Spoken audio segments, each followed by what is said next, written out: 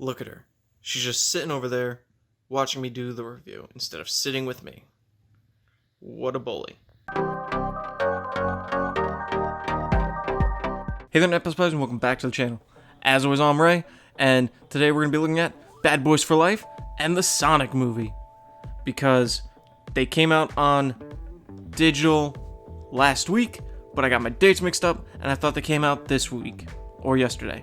But I was wrong, my mistake. I saw Bad Boys when it came out, I saw Sonic when it came out, and I just didn't do the reviews, much like the last double feature review I did. So, we're doing them now, since they're out on digital, and there's not a lot to do these days. But before we get into all that, definitely go down and subscribe so you can stay up to date with all the videos I do put out. And my question in this video is, have you seen either of these, and what'd you think about them? Did you like them? Are you excited for the coming sequels for both of them? Let me know down here. Also, just like with the last one, we're going to start with the movie that came out first, which was Bad Boys for Life. When someone in Mike Lowry's past starts taking out individuals involved in an undercover operation, the Bad Boys must come together one last time. Until Bad Boys 4. Will Smith, Martin Lawrence, they're fantastic together as they were in the previous two. I love them in here. They still have great chemistry. And I really like seeing Will Smith being able to curse liberally in movies. That's something I'm not used to, and I forgot how much I enjoyed it. There's plenty of fun cameos that I really liked, and there's some characters they bring back that you were hoping would come back, and you weren't expecting to come back, but you're glad they did. The action's intense. There's moments in the movie that are absolutely hysterical. It's loads of fun, and I really enjoyed it. It definitely feels like it belongs in the Bad Boys series, even though Michael Bay didn't direct this one. But, you know, that doesn't mean he's not involved. Wink. The villains in the movie I thought were really good, and they added a much more personal touch, making them a lot more memorable, because honestly, I can't remember the villains in the last two movies. I just kind of remember certain things.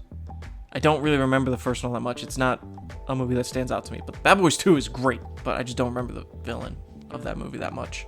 So, I also really like how the movie itself doesn't set up a sequel, but they save that more for like the mid-credits scene, which I'm fine with. I don't necessarily like when a movie blatantly sets up a sequel, but if you're gonna do like a mid or end credit scene that does, you know, like all the Marvel movies, I'm perfectly fine with that.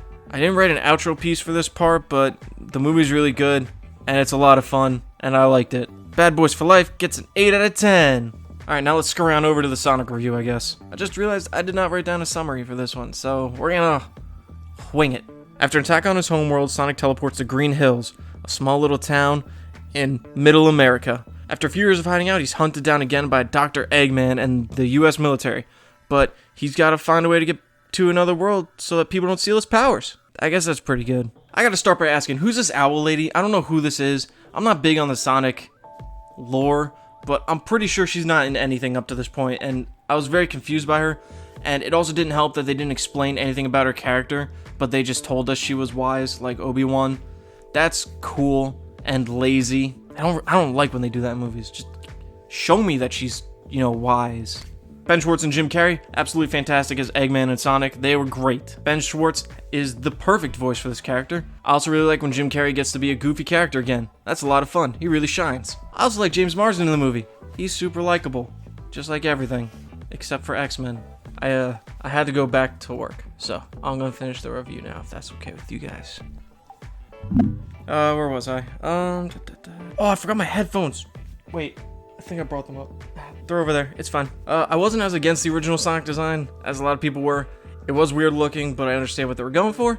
But I gotta say, new design, way better.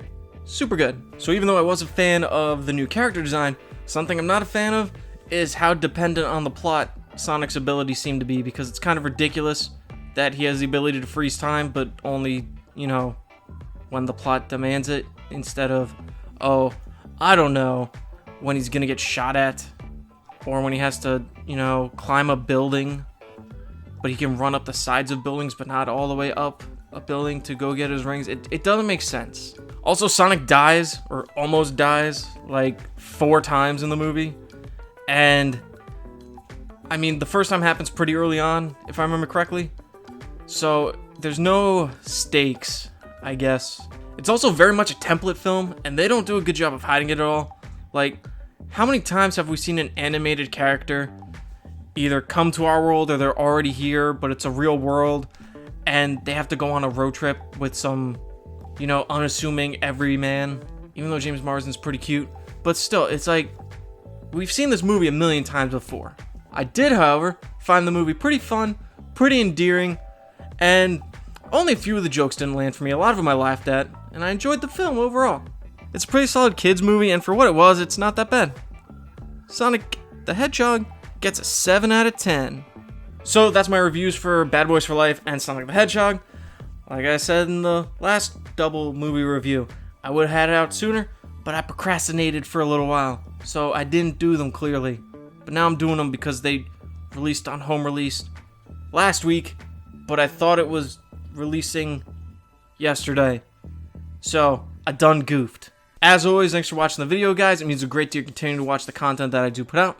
Definitely go down and subscribe so you can stay up to date with all the videos that I do put out. Give the video a like, share with a movie-loving friend, and let me know down below what you thought of either or both of the movies. Thanks for watching, everybody. See ya.